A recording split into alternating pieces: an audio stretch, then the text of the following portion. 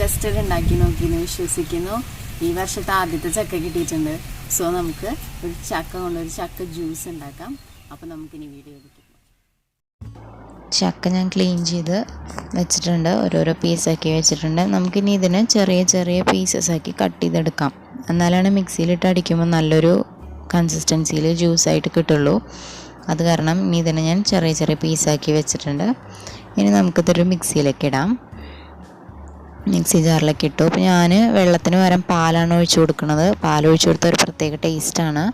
അപ്പോൾ കുറച്ചായിട്ട് പാലൊഴിച്ചിട്ട് വേണം അടിക്കാൻ. ഷുഗർ ആവശ്യത്തിന് ഇടുക. ചക്കയുടെ മധുരം അനുസരിച്ചിട്ട് നമ്മൾ ഷുഗർ ആഡ് ചെയ്യുക. അപ്പോൾ ഞാൻ വീണ്ടും പാലൊഴിച്ചു. ഇപ്പോൾ നല്ല തിക്നെസ് ഇല്ലേ, അപ്പോൾ വീണ്ടും പാലൊഴിച്ചു കൊടുത്ത് അടിക്കുക. അങ്ങനെ വേണം അടിച്ചെടുക്കാൻ. ഞാൻ ഒരു ഗ്ലാസ് എടുത്തു, ഐസ് ക്യൂബ്സ് ഇട്ടിട്ടുണ്ട്. ഏറ്റവും സിമ്പിളായിട്ടുള്ള റെസിപ്പിയാണ് കേട്ടോ അത്. എല്ലാവരും ഒന്ന് ട്രൈ ചെയ്ത് നോക്കുക.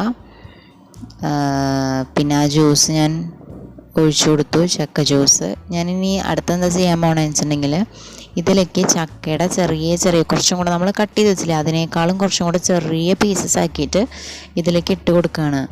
അതെന്താ വെച്ചാൽ ജ്യൂസ് കഴിക്കണ സമയത്ത് ആ ചക്കയുടെ ഓരോ ചെറിയ പീസ് കടിക്കാൻ കിട്ടുമ്പോൾ അതൊരു സൂപ്പർ ഫ്ലേവറാണ്. അപ്പോൾ എല്ലാവരും ഇതുപോലെ ഒന്ന് ചെയ്യണം. ചക്കയുടെ പീസസ് ഇട്ട് കൊടുക്കുക. ഇത്രയേ ഉള്ളൂ, നമ്മുടെ ജ്യൂസ് റെഡിയായി. അപ്പോൾ എല്ലാവരും ട്രൈ ചെയ്ത് നോക്കാം.